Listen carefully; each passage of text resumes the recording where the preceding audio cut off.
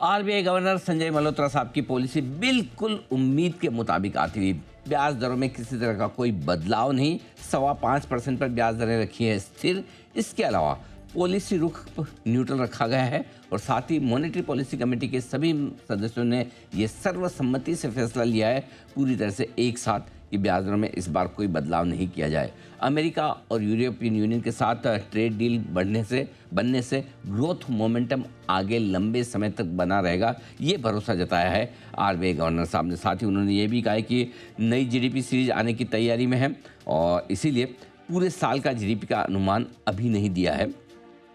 पहली तिमाही में महंगाई का अनुमान बढ़ाया है, यानी कि अप्रैल से लेकर जून तक के समय के लिए महंगाई का अनुमान 10 बेसिस पॉइंट बढ़ाकर 4% किया है। वहीं दूसरी तिमाही जो जुलाई से लेकर सितंबर 2026 में रहेगी, वहां पर 20 बेसिस पॉइंट अनुमान बढ़ाकर 4.2% किया गया है। ठीक इसी तरह से जीडीपी का अनुमान भी उन्होंने बढ़ाया है वित्त वर्ष 2027 में कि पहली तिमाही का जो जीडीपी का अनुमान है वो 6.9% से बढ़ाकर उन्होंने किया है 7%।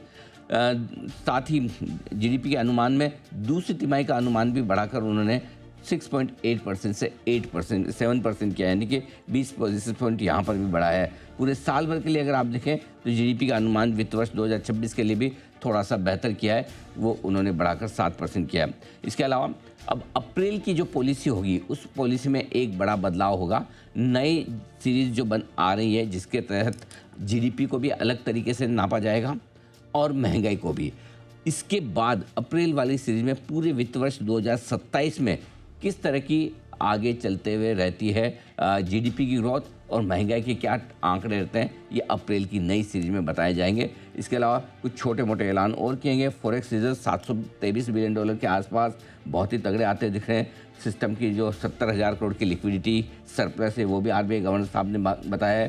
फ्रॉडुलेंट ट्रांजेक्शन के लिए 25,000 तक का एक कह सकते हैं कि इंश्योरेंस कवर टाइप की बात, उस पर कंसल्टेशन पेपर लाने की बात हो रही है।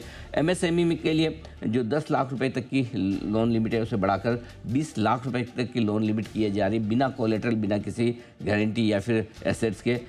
इस तरह के कई सारे ऐलान इस पॉलिसी में होते हुए दिखे हैं। आइए इस पॉलिसी पर हमारे एक्सपर्ट्स का पूरा पैनल है तैयार। बग्गा साहब क्या कहेंगे, आपकी उम्मीद के मुताबिक रही पॉलिसी? जी, उम्मीद के मुताबिक है अनिल जी। बट मार्केट्स के लिए अब यही प्रश्न है। देखिए, फिस्कल स्टिमुलस जितना देना था दे चुके, थोड़ा सा वहाँ टाइटनेस हो रहा है। यूएस डील का जो इम्पैक्ट आना था आधे से ज्यादा उसका आ गया। अर्निंग्स जो है सो है। तो अब मार्केट के लिए कैटलिस्ट क्या है, ये हमारा इशू हो जाता है। आज थोड़ा उम्मीद था कि कुछ तो बात करेंगे कि मॉनेटरी स्टिमुलस और क्या आएगा, क्योंकि ट्रांसमिट हो चुका है जितना था। तो उसमें थोड़ा सा मार्केट डिसअपॉइंटेड है, बट उम्मीद के मुताबिक है। और नई सीरीज जब आएगी अनिल जी, 30 से 40 बेसिस पॉइंट इन्फ्लेशन बढ़ेगा, क्योंकि वो जो नया सीरीज के मुताबिक आ रहा है उसमें क्विक कॉमर्स ये सब चीजें आ जाएंगी। तो वो इंटरेस्टिंग रहेगी अगली पॉलिसी उसके लेवल से। बाकी न्यूट्रल रखा है, वो तो उम्मीद के मुताबिक ही है कि न्यूट्रल रखा है स्टैंड, ताकि एक्ट कर पाए जब भी जरूरत पड़े। तो अच्छा है, क्लियर पॉलिसी है एंड अच्छी पॉलिसी मानी जाएगी, इसमें कोई दिक्कत वाली बात नहीं है, लेकिन हाँ थोड़ा कुछ और हो सकता था। भगत साहब जरा एक बार ये समझाएं कि इस पॉलिसी को देखकर क्या आगे अप्रैल की पॉलिसी के लिए कोई संकेत मिल रहे हैं आपको? जी अनिल जी, देखिए, स्पेस तो है एक रेट कट होने की। अब अप्रैल में करते हैं कि जून में फेड का रवैया देख के करते हैं, ये बहुत अहम रहेगा। दूसरा अनिल जी, जो जो डेटा आएगा चेंज होके, डेटा जो बदल के आएगा अगले हफ्ते, इंश्योरेंस इन्फ्लेशन का भी और ग्रोथ का, उसके चलते कैसे रहेंगे। तो ये जो बोले कि डेटा ड्रिवन हम रहेंगे, वो काफी इम्पोर्टेंट रहता है। पॉलिसी डेटा ड्रिवन है, तो वो नंबर्स कैसे आते हैं ये मॉडिफिकेशन के बाद नई सीरीज के।